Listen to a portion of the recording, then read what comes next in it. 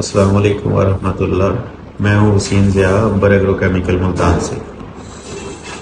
ये आज मैं जिस प्रोडक्ट को आपसे मुतारफ़ करा रहा हूँ ये है हमारा इम्पोर्टेड लाइकी। ये जैंग बैंक का दरामद करदा प्रोडक्ट है और इसमें दो बहुत ही ताकतवर जहरें हैं और ये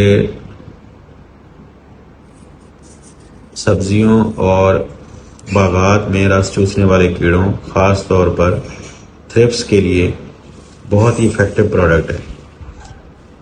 आजकल जैसे अनियन का सीज़न है तो उसके लिए और बाकी सब्जियों में भी अगर थ्रिप्स का प्रॉब्लम है और माइट्स का प्रॉब्लम है, बग्स वगैरह के लिए ये सब्ज़ तेले को भी कंट्रोल करता है, काले तेले को भी। इस तरह से ये रस चूसने वाले कीड़ों के खिलाफ बहुत ही अच्छा प्रोडक्ट है। लाइकी 250 ml की खूबसूरत पैकिंग में इम्पोर्टेड प्रोडक्ट है अंबर एग्रोकेमिकल्स का।